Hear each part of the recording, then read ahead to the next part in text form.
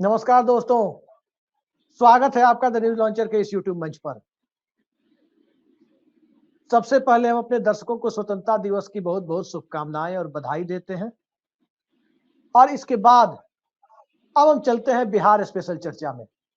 Bihar special चर्चा में आज हम चर्चा कर रहे हैं बिहार के मुख्यमंत्री नीतीश कुमार के पटना के गांधी मैदान में स्वतंत्रता दिवस के अवसर पर 18वीं बार उनके द्वारा किए गए झंडोत्तोलन। और इस झंडोत्तोलन के बाद जब उन्होंने बिहार के लोगों को संबोधित किया तो रोजगार की बात की, नौकरियों की बात की, केंद्र सरकार से मदद मिल रही है उस तरफ भी बात की, वंशवाद पर भी हमला किया। और इन सब के बावजूद बिहार में जाति गणना के बाद बढ़ाए गए आरक्षण को लेकर कोई चर्चा नहीं की कि उन्हें 9th शेड्यूल में डालने की मांग वो रखेंगे या नहीं। विशेष राज्य के दर्जे को लेकर कोई चर्चा नहीं की। और बिहार के मुख्यमंत्री ने आज जो भाषण दिया उससे क्या राजनीतिक संदेश निकलते हैं, इन सब पर चर्चा के लिए हमारे साथ मौजूद है वरिष्ठ पत्रकार और जाने माने राजनीतिक विश्लेषक ऋषि मिश्रा जी। ऋषि जी, बहुत बहुत स्वागत है आपका हमारे इस यूट्यूब मंच पर। सबसे पहले हमारे दर्शकों को बताइए कि बिहार के मुख्यमंत्री ये कहते हुए नजर आए कि कुछ लोग को सिर्फ अपने परिवार की चिंता होती है, अपनी पत्नी को कुर्सी दे देते हैं, फिर बेटा बेटी में लगे रहते हैं, नौकरियां देने की बात की, सब बातें वो कह रहे हैं। लेकिन सामाजिक न्याय की प्रतिबद्धता से क्या आपको नहीं लगता कि वो डिग रहे हैं? आरक्षण को नवीं अनुसूची में डालने की मांग, बिहार में जो जाति गणना के बाद आरक्षण बढ़ाया गया उस पर वो कन्नी काट गए, उस पर कुछ बोले नहीं। विशेष राज्य के दर्जे पर भी कन्नी काट गए। क्या लगता है कि इससे बिहार में नीतीश कुमार जिस तरह की राजनीति करते रहे, क्या उस राजनीति में वो कामयाब हो पाएंगे? पहले अभिषेक जी, आपको और हमारे तमाम सम्मानित दर्शकों को, बिहार वासियों को, देशवासियों को स्वतंत्रता दिवस की ढेर सारी शुभकामनाएं एवं बधाई। बिल्कुल आपने सही कहा। माननीय मुख्यमंत्री जी का जो भाषण है उसको यदि आप डिकोड करें, समझने की कोशिश करें, तो सबसे पहले तो मुझे आश्चर्य लगा, मुख्यमंत्री जी जो है पत्रकारों से नाराज हैं। अब उनके संबोधन को देखिए, उसमें वो नाराजगी व्यक्त करते हुए ये कह रहे थे कि आप हमारी खबरों को छापते नहीं है, दिखाते नहीं है।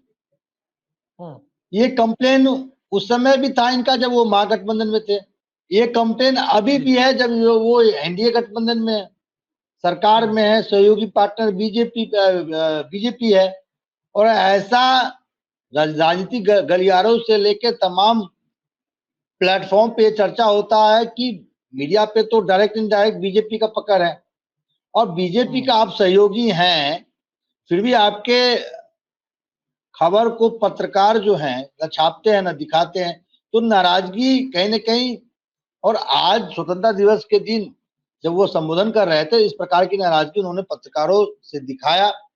दूसरा, उन्होंने तेजस्वी यादव और लालू यादव पे हमला करते हुए उन्होंने कहा कि पहले क्या होता था और अब क्या हो रहा है। तो मैं माननीय मुख्यमंत्री जी से कहता हूं कि पहले होते थे, पहले भी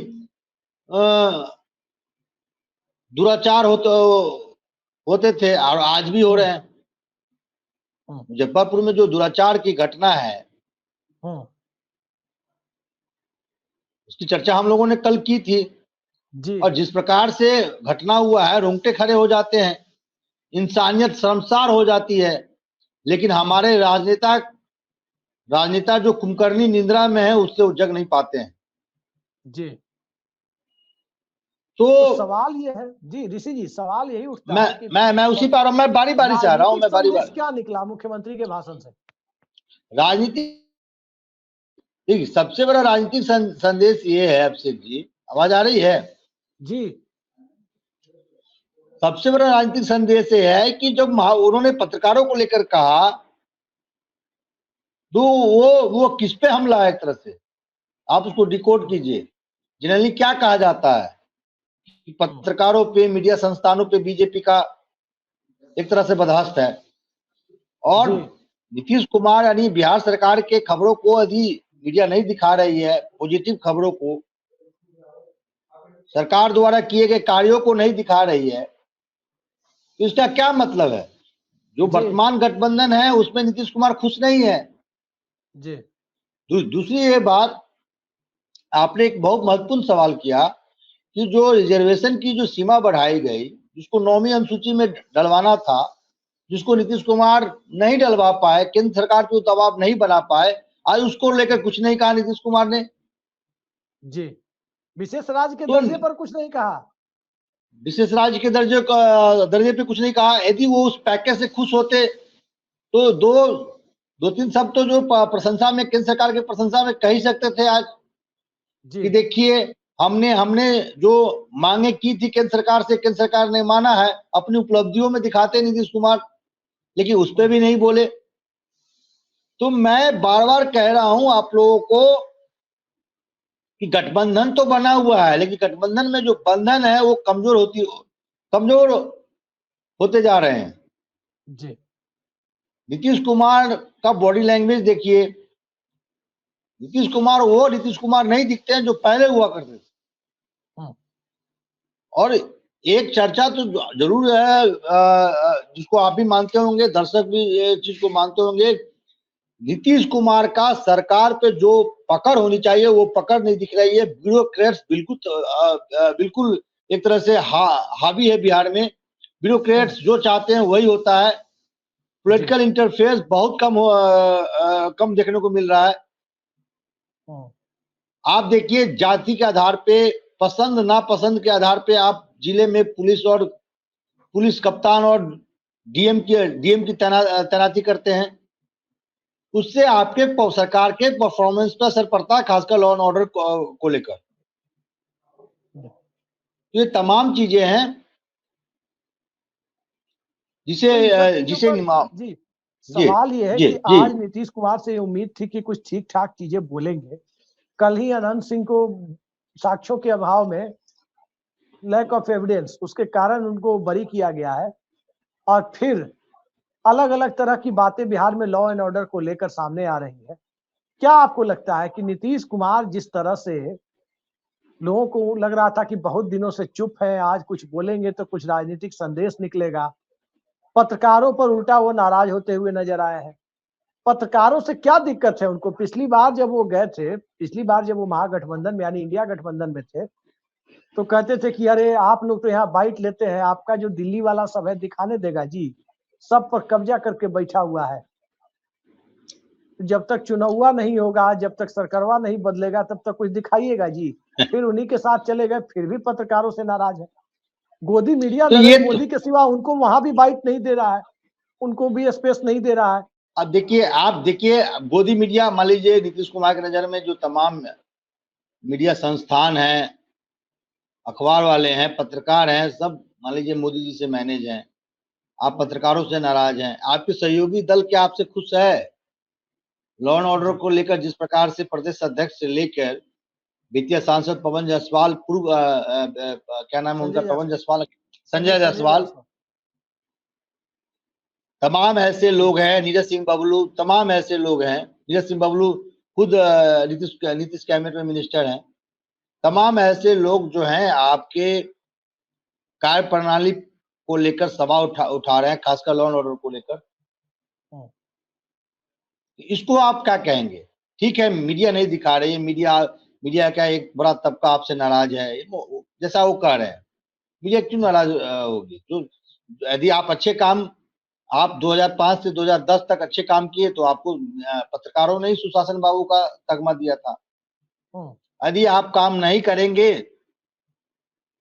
तो उसको भी पत्रकार बंधु दिखाएंगे। जैसे हम लोगों ने कल जोरदार सरकार से सवाल किया है, जोरदार तरीके से सवाल किया है कि जो मुजफ्फरपुर की जो घटना है उस पर सरकार का क्या स्टैंड है, अभी तक गिरफ्तारी क्यों नहीं हुई? और आज 1:30 बजे, मतलब 1:23 पर जब हम लोग प्रोग्राम कर रहे हैं, अभी तक जो अपराधी संजय राय है उसकी गिरफ्तारी नहीं हुई जी। अब इसके आगे क्या आपको लगता है कि तेजस्वी यादव, लालू यादव ने भी अपने यहाँ झंडोत्तोलन किया है अपने आवास पर, तेजस्वी यादव, उनका राजनीतिक रुख बिहार के मुख्यमंत्री के आज के भाषण के आलोक में किस तरह का रहने की संभावना है? क्योंकि अक्सर हम देखते हैं कि नीतीश कुमार जितनी भी आलोचना करें तेजस्वी यादव नीतीश कुमार की आलोचना से कन्नी काटते रहे, वो बीजेपी पर अटैक करते हैं, लेकिन नीतीश कुमार के खिलाफ कुछ बोलते नहीं है। क्या ये क्रम आज भी जारी रहेगा, वो फिर नहीं कुछ बोलेंगे?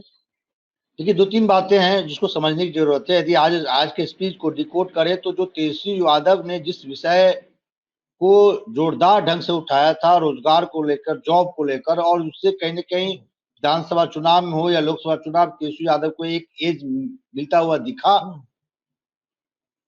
उस पे नीतीश कुमार ने जोरदार ढंग से कहा कि हमारी सरकार जब चुनाव में जाएगी उससे पहले इतने लाखों नौकरी हम दे चुके होंगे। तो नौकरी को लेकर नीतीश कुमार ने जोरदार ढंग से आज बातें रखी हैं। हालांकि शिक्षकों को ये उम्मीद थी कि ट्रांसफर पोस्टिंग को लेकर वो जरूर कुछ कहेंगे, क्योंकि टीचर जो शिक्षक वर्ग है बिहार में कंफ्यूजन के स्टेटस में है कि जो ट्रांसफर, जो सक्षमता परीक्षा जिन शिक्षकों ने पास की है उसका ट्रांसफर पोस्टिंग का क्या रूपरेखा होगा, जिसको लेकर आज उम्मीद थी, उस पर माननीय मुख्यमंत्री ने नहीं कहा। लेकिन नीतीश कुमार आगामी विधानसभा चुनाव में साम दाम दंड भेद सभी का इस्तेमाल करने जा रहे हैं। चर्चा ये भी है कि साम दाम दंड भेद को जरा परिभाषित करके बताइए कि क्या साम दाम दंड भेद। परसों जो अनंत सिंह की जो एक तरह से रिहाई हुई है हाई कोर्ट से, वो साम दाम दंड भेद का जो फॉर्मूला है उसमें से एक वो एलिमेंट है। चर्चा ये भी है कि सुनील पांडे को जेडीयू से तरारी में हो रहे उपचुनाव में सुनील पांडे को उतारा जा सकता है। सुनील पांडे किस प्रकार के गांधीवादी नेता हैं आप जानते हैं, बताने की जरूरत नहीं है जी। सुनील पांडे किस प्रकार के गांधीवादी नेता रहे हैं, किस विचारधारा से आते हैं, तो ये बताने की दर्शकों को जरूरत नहीं है। अब चर्चा ये है कि वो बीजेपी से भी लड़ सकते हैं, चर्चा ये भी है कि वो जेडीयू से भी लड़ सकते हैं। एक सवाल ये है, हम थोड़ा सुन लीजिए ना, मैं आ रहा हूँ। मैं साम दाम दंड भेद को थोड़ा समझा दूं। तो ये हो गया साम दाम दंड भेद। दूसरा, मुकेश सहनी पे डोरे डाले जा रहे हैं। आपने देखा कल शाम की सबसे हॉट खबर ये थी कि अशोक चौधरी मुकेश सहनी से मिलने उनके घर जाते हैं। चर्चा ये है कि मुकेश सहनी को इंडिया गठबंधन से तोड़ के एनडीए गठबंधन में लाने का प्रयास किया जा रहा है। तेजस्वी यादव को एक तरह से अलग थलग करने का प्रयास किया जा रहा है जी। और खबर यह भी है कि मुकेश सहनी को यदि आगामी कुछ दिनों में मंत्रिमंडल का विस्तार होता है तो कैबिनेट में जगह दी जाएगी, ऐसा प्रपोजल दिया गया है। और मुकेश सहनी भी कुछ न कुछ इंडिकेशन दे रहे हैं, वो भी मौज ले रहे हैं, वो भी मौज ले रहे हैं। अपने स्टेटस में तिरंगा उन्होंने लगाया, तिरंगा अभी हर घर तिरंगा, और तिरंगा यात्रा कौन पार्टी निकाल रही है। हालांकि तिरंगा हम सबके दिल में है, तिरंगा हमारे आन बान शान के प्रतीक है, तिरंगा हमारे आजादी के प्रतीक है। लेकिन एकाएक तमाम जेडीयू के नेता, किसी नेता के प्रोफाइल में देख लीजिए तिरंगा आपको नहीं दिखेगा, लेकिन मुकेश सहनी के प्रोफाइल में तिरंगा दिखता है। तो राजनीति में तो डेवलपमेंट होते हैं, उससे कहीं ना कहीं पत्रकार जो है कुछ न कुछ निकालने की कोशिश करते हैं। हालांकि मुकेश सहनी ने इस चीज को लेकर कहा है कि ऐसा कोई बात नहीं है। देखिए, इस तरह छोटी पार्टियां हैं, उनके नेता कब क्या कहते हैं इस पर हम बहुत ज्यादा यकीन नहीं कर सकते कि वो कब किधर चले जाए। एक बुनियादी सवाल है ऋषि जी, विशेष राज्य के दर्जे की मांग, आरक्षण बढ़ाने की मांग, सब कुछ नीतीश कुमार महागठबंधन में रहते हुए करते रहे। यूं कहें कि दलित में महादलित, पिछड़ा में अति पिछड़ा, अब कहीं बाकी है सवर्ण में भी कहीं अति सवर्ण न कर दे। ये सारा खेल वो खेलते रहे, लेकिन हकीकत यही है कि बिहार में सड़क बिजली की स्थिति सुधरी जरूर, लेकिन इसके बावजूद जहां बिहार पूरे देश में सबसे पिछड़ा राज्य जिस पायदान पर 2005 में नीतीश कुमार के सत्ता संभालने के पहले था, आज उनके 19 साल के शासनकाल के बाद भी बिहार वहीं खड़ा है। मैं आपको इसी साल के इकोनॉमिक सर्वे का एक आंकड़ा बता रहा हूं। देखिए, सवाल यह है कि कैपिटल फॉर्मेशन जनता के बीच कहां से होता है, पूंजी कहां से आती है? पूंजी आती है जब क्रेडिट फैसिलिटी का विस्तार होता है, जब लोगों तक, आम लोगों तक, सर्वसाधारण तक ऋण की, लोन की अच्छी व्यवस्था होती है कि चलो भाई रोजगार मिल जाए। आप 13-14 करोड़ की आबादी में आज कह रहे हैं कि हम 34 लाख तक का रोजगार पूरा कर देंगे, 24 लाख को दे चुके हैं रोजगार। अब उसमें 13-14 करोड़ में आप ऊँट के मुंह में जीरा देंगे तो कहां से देंगे, कैसे आंकड़े बनाएंगे वो अलग है, लेकिन वो भी कैसे देंगे या दे भी दिए तो क्या होगा ये अब भगवान ही मालिक। सवाल ये है ऋषि जी, एक बुनियादी सवाल मैं आपके सामने रखता हूँ। सीडीआर कहते हैं क्रेडिट डिपॉजिट रेशियो को। बिहार में जो शेड्यूल कमर्शियल बैंक है, सरकारी प्राइवेट सब मिला के 2023-24 के वित्तीय वर्ष में, यानी इस वर्ष 31 मार्च तक, 31 मार्च को वित्तीय वर्ष खत्म होता है, फाइनेंशियल ईयर 1 अप्रैल से शुरू होता है, मालूम होगा, मार्च क्लोजिंग होती है बैंकों में और डिपार्टमेंट में। बिहार में तमाम एससीबीज में, शेड्यूल कमर्शियल बैंक में कुल मिलाकर बिहार के लोगों ने लगभग 5.25 लाख करोड़ रुपए बैंकों में जमा किए। स्टैंडर्ड प्रैक्टिस ये है कि जितना आप क्रेडिट देते हैं उतना आप जितना आप डिपॉजिट करते हैं उतना आप क्रेडिट भी दीजिए राज्य में। बिहार के लोगों को इस वित्तीय वर्ष में मात्र 2,64,000 करोड़ रुपए, आधे से भी कम दिए गए हैं, 40% के आसपास दिया गया है। वहीं आप देखिए आंध्र प्रदेश में 105%, 105% है सीडीआर। जितना लोग पैसा जमा करते हैं उससे ज्यादा, वहां 100 रुपया जमा करते तो 105 रुपया मिलता है, यहाँ तो 40 रुपया मिल रहा है। ठीक इसी तरह महाराष्ट्र की बात करें, वहां भी ज्यादा है। मतलब 90% से लेकर 105% के बीच में आपको गुजरात, महाराष्ट्र, कर्नाटक, तमिलनाडु, आंध्रा, तेलंगाना, इन सभी राज्यों में मिलेगा। बिहार में सीडीआर आपको जानकर आश्चर्य होगा, कोई नेता इस पर नहीं बोलता है, ना तो तेजस्वी यादव बोलते हैं, ना नीतीश कुमार बोलते हैं, ना भाजपा के लोग बोलते हैं, ना कम्युनिस्ट बोलते हैं। अच्छा ये बताइए, की जड़ यही है कि पैसा बैंक में बिहार का लोग जमा कर रहा है और पैसा उठ के साउथ में जा रहा है, गुजरात में जा रहा है, महाराष्ट्र में जा रहा है। इस भेदभाव के ऊपर जब तक काम नहीं होगा तब तक बिहार में स्वरोजगार के अवसर नहीं खोलेंगे। एक ग्रिल बनाने के लिए जो लेथ मशीन बिठाता है, गरीब आदमी चाहे कि एक लेथ मशीन बिठा करके ग्रिल बनाए, जा करके लोहे की ग्रिल बनाए, उसके लिए भी चाहता है कि बैंक से 2-4-5 लाख कर्जा मिल जाए तो एक लेथ मशीन कहीं से वो खरीद ले। आखिर इस भेदभाव के ऊपर क्यों नहीं कोई बोलता है? नेताओं को बरगलाने, जनता को बरगलाने वाली बात नेता अक्सर क्यों करते हैं? आज स्वतंत्रता दिवस है इसलिए सवाल मौजूद है, मैं वो डेटा आपको भेज दूंगा, आप देखिएगा कि हर साल, मैंने सिर्फ 23-24 का जिक्र किया है, हर साल की यही कहानी है कि 35% से 40% के बीच बिहार का सीडीआर, जबकि देश के दूसरे राज्यों का सीडीआर आप देखें तो कई राज्यों का सीडीआर 90% से ऊपर है, 105% तक है। जी बिल्कुल। देखिए अभिषेक जी, आप कितने मुझे नहीं लगता है कि हमारे नेता ये भी जानते होंगे कि सीडीआर क्या होता है। यदि अभी हमारे राज्य के फाइनेंस मिनिस्टर से पूछ दीजिएगा सीडीआर क्या होता है। अरे सम्राट चौधरी विद्वान आदमी है, जानते हैं। विद्वान आदमी है जी। एक मिनट। तो कितने हमारे राजनेता कितने पढ़े लिखे हैं। एक तो हमारे पूर्व मुख्यमंत्री हैं, वो 10th पास भी नहीं है।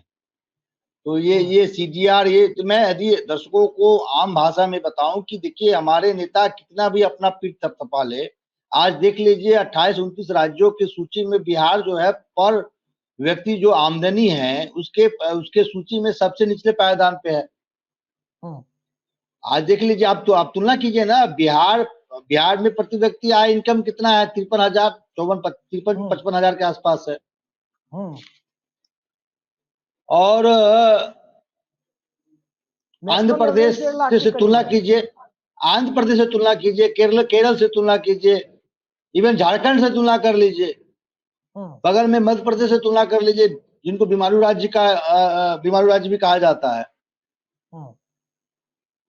तो ये हमारे नेता सिर्फ इस बात से पीठ नहीं थपा सकते हैं कि हमने गांव को सड़कों से जोड़ दिया, गांव में बिजली पहुंचा दिया, पहले 12 घंटा आते थे। अरे भाई, कोई बड़ा कीर्तिमान नहीं कर दिया है। ठीक है, पहले से जो बिजली जो सप्लाई है जो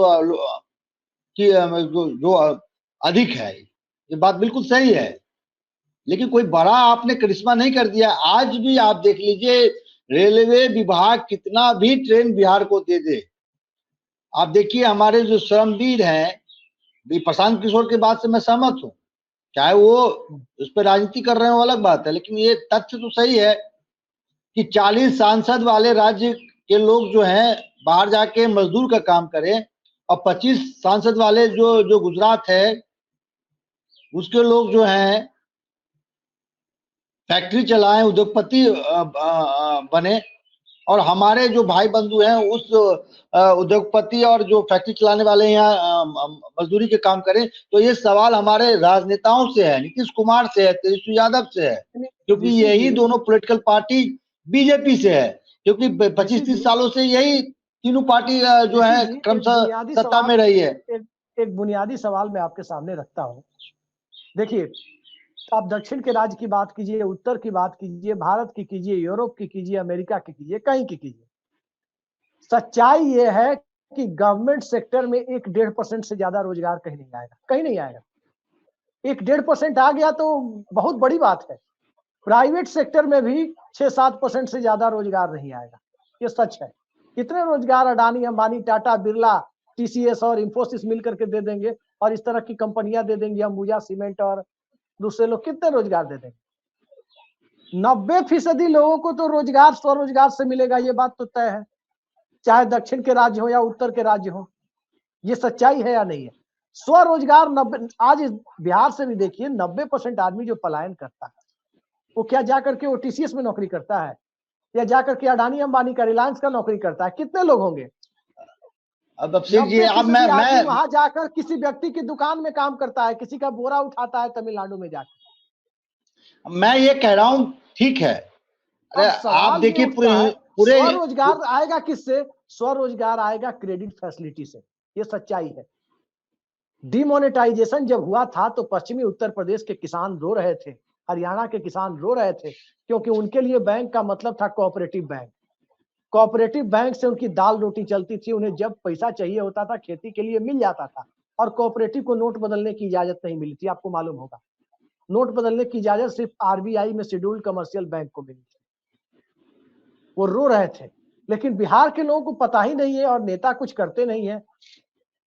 अब सवाल ये उठता है कि नीतीश कुमार के बूते सरकार चल रही है दिल्ली में, क्या नीतीश कुमार इस पर भी चुप्पी साध के बैठे रहेंगे कि बिहार के लोग सप्लाई करता रहे, जाकर के इंजीनियर सप्लाई करता रहे, मैनेजर सप्लाई करता रहे, प्रोफेशनल सप्लाई करता रहे? जी, यही तो हमारे राजनेता चाहते हैं कि जो जनता है बहुत कम पढ़े लिखे हो, सवाल ना करे, ये हिंदू मुस्लिम जात कास्ट में फंसे रहे। सबसे बड़ा सवाल है कि हिंदुस्तान में जितने आईटी प्रोफेशनल है उसमें अधिक से अधिक बिहार का टैलेंट है। जो बिहार में ना उसको रोजगार नहीं मिलता है तो वो बेंगलोर है, आंध्र प्रदेश है, तमाम ऐसे साउथ के राज्यों में चले जाते हैं। रविशंकर प्रसाद थे पटना के सांसद। मैं उसी पे आ रहा था कि क्या ऐसा हब पटना, मुजफ्फरपुर, भागलपुर, बेतिया, मोतिहारी में नहीं बन सकता है? बिहार में इतना टैलेंट है कि कल भी जो ईडी का डायरेक्टर बना है आप ही का बेतिया के रहने वाले हैं। ब्यूरोक्रेट से लेके आईटी प्रोफेशनल तमाम ऐसे संस्थाओं में प्रतिभा बिहार का वहां है, और बिहार में उद्योग धंधे नहीं लग सकते हैं, आईटी हब नहीं बन सकता है। ये रविशंकर प्रसाद देखिए प्रेस कॉन्फ्रेंस करते हैं तो उनका बॉडी लैंग्वेज देखिएगा, लगता है जैसे पूरा विद्वता झलक रहा हो, लेकिन विद्वता वो फैक्ट्री लगाने में नहीं लगाते हैं जब वो मंत्री होते हैं। नीतीश कुमार इसके लिए पहल नहीं कर सकते हैं। ये तमाम संजय झा, तमाम ऐसे नेता हैं। सिर्फ बिहारी अस्मिता का बात करेंगे, बिहार के लोगों को रोजगार देने का काम कौन करेगा? आप देखिए, यदि मेरे तथ्य गलत हो तो बताइए, आईटी प्रोफेशनल में जो मेजर शेयर है वो बिहार का है या पूर्वांचल का है जी, तो वो स्थिति बिहार में क्यों नहीं पैदा किया जा सकता है? फैक्ट्री क्यों नहीं लगाया जा सकता है? अब फैक्ट्री कोई उद्योगपति लगाते भी है तो लॉ एंड ऑर्डर की ऐसी स्थिति है कि बाहुबली जो यहाँ पे जो बाहुबली जो कभी गली के गुंडे थे जिसको आपने पार्लियामेंट विधानसभा भेज दिया है, वो डायरेक्ट इनडायरेक्ट उन कंपनियों को धमकी देते हैं। आपको याद होगा दरभंगा में दो इंजीनियर, दरभंगा सुन लीजिए, दरभंगा में 2 इंजीनियरों को सरेआम AK-47 से भून दिया गया। कौन आपके यहाँ इंजीनियर आएगा काम करने? ऋषि जी, आप ही बता रहे थे कि बिहार में आईपीएस अफसर का पैसा कोई रख लेता है तो बाहुबलियों की मदद लेता है, गुहार करता है कि जी। आज मैं कहीं पढ़ रहा था कि बिहार के एक आईपीएस अधिकारी, नाम मैं नहीं लूंगा, उनका 60 लाख रुपया बकाया था बिल्डर के यहाँ, जिनको फ्लैट देना था वो फ्लैट भी नहीं दिया, और बाद में जो पैसा था वो भी रख लिया। वो बेचारे सिस्टम के थ्रू कई बार उन्होंने प्रयास किया, सफलता नहीं मिली, तो अंत में वो अनंत सिंह के पास गए। अनंत सिंह ने एक दिन में ही उस बिल्डर को बुलाया और अपने मिजाज में उन्होंने बात की। अब मैं आपको बताऊं, 24 घंटे के अंदर में जो बकाया रुपया था उस अधिकारी को मिल गया। तो ये है हमारे यहाँ का सिस्टम, ये है हमारे यहाँ का मिजाज। मतलब आईपीएस लाचार है बिहार में। अरे चंपा विश्वास याद है कि नहीं याद है आपको? जी याद है। चंपा विश्वास याद है, और आईएएस की पत्नी ने थी। जी चंपा विश्वास क्या कौन थी? एक चर्चित आईएएस की पत्नी थी। क्या हुआ उसके साथ? कितने महीनों तक उनके साथ दुराचार हुआ, ये जानकारी है ना आपको? शिल्पी गौतम मर्डर केस याद है ना? शिल्पी कोई छोटी मोटे परिवार की लड़की नहीं थी। नहीं, सवाल ये उठता है ऋषि जी, और आनंद फानन में दाह संस्कार कर दिया जाता है उस बच्ची का, उस लड़के का, किसको बचाने के लिए? ऋषि जी अंतिम सवाल पर हम आ रहे हैं, सीधा एक लाइन में बताइए। सारी बातें नीतीश कुमार इधर उधर की कर गए, आज गांधी मैदान में तमाम तरह की बातें कर गए कि ये देंगे, इतने रोजगार देंगे, वो देंगे। मतलब 2005 में भी यही बात वो कर रहे थे, 2024 में भी यही बात कर रहे हैं। और इन सारी परिस्थितियों में बिहार के लोग जो जानना चाहते हैं उस पर चुप रहते हैं। प्रधानमंत्री से उन्होंने बड़ा हाथ जोड़ के विनम्र निवेदन किया था कि पटना यूनिवर्सिटी को सेंट्रल यूनिवर्सिटी का दर्जा दे दीजिए। प्रधानमंत्री ने उनकी बात को नकार दिया था और वहां कहा था कि देश की टॉप यूनिवर्सिटी में टॉप 10 यूनिवर्सिटी के लिए कंपटीशन कराएंगे। ये 6-7 साल पुरानी बात है। कंपटीशन कराएंगे, उसमें जो यूनिवर्सिटी टॉप आएगी सबको टॉप 10 यूनिवर्सिटी को उसमें 1-1 हजार करोड़ रुपए दिए जाएंगे। क्या ऐसा कोई कंपटीशन कराया प्रधानमंत्री ने? क्या अच्छा, आपसे कि मैं आज पूछ नहीं सकते थे कि क्या हुआ उस कंपटीशन का? क्या बिहार के मुख्यमंत्री पूछ नहीं सकते थे क्या हुआ विशेष राज्य के दर्जे का?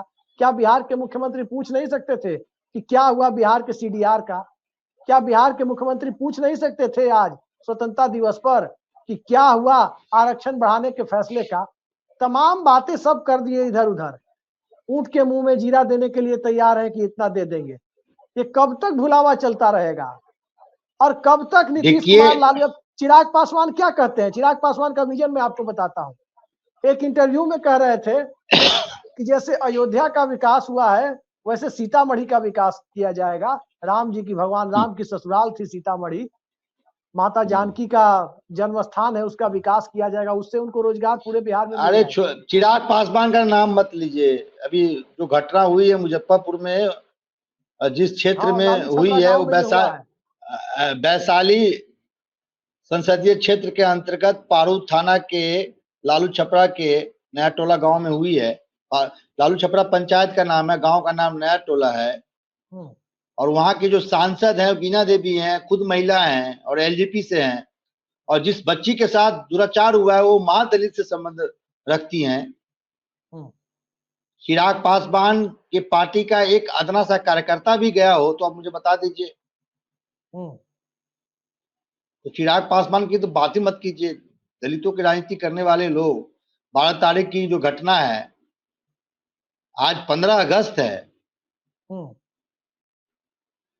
ये बीना देवी या कोई भी नेता, सवाल हम उठा रहे हैं कि आजादी के दिन और बाबा नागार्जुन ने कहा था, बहुत उन्होंने जोरदार ढंग से हमारे नेताओं और सरकार के जो रहनुमा है उनको कोट करते हुए कहा था कि 15 अगस्त भी उसी का, 26 जनवरी भी उसी का। मुझे पूरा लाइन याद नहीं आ रहा है। बहुत बेहतरीन ढंग से उन्होंने कहा था कि भाई ये जो 15 अगस्त 26 जनवरी उन्हीं लोगों का है जो सक्षम है, गरीबों का नहीं है। जो असहाय है उनका 15 अगस्त नहीं है। आज भी वो गुलाम है। नहीं तो मोबाइल में कॉलर ट्यून तो आ रहा है ना, हर घर तिरंगा, हर घर किताब, मैं आपसे रिक्वेस्ट करूंगा कि बाबा नागार्जुन के उन पंक्तियों को आप अगले डिबेट पे जरूर रखिएगा कि 15 अगस्त भी उसी का, जनवरी भी उसी का। और मैं जब बोल रहा हूं मेरे रोंगटे खड़े हो रहे हैं, मैं अंदर से भावविह्वल हो रहा हूं कि आज भी बताइए कि एक मासूम बच्ची के साथ इस प्रकार की घटना होती है और हमारे जो रहनुमा है, आज कहीं ना कहीं लंबे लंबे बड़े बड़े कोट पहन के और टोपी लगा के झंडोत्तोलन कर रहे होंगे, लेकिन उस मासूम और उस परिवार का दर्द सुनने वाला कोई नहीं। चलिए, बिहार के बारे में तमाम परिस्थितियां आपने बता दी, और नीतीश कुमार के आज के भाषण में जिस प्रकार से बिहार के मूल मुद्दों से जी चुराने वाली बातें हुई है, उससे बचने की कोशिश की गई है, निश्चित तौर पर बिहार के लोगों को इससे बहुत गहरी निराशा हुई। आशा और निराशा में डूबते उतराते बिहार के लोगों के ऊपर, जी कुछ संक्षेप में कह रहे हैं आप।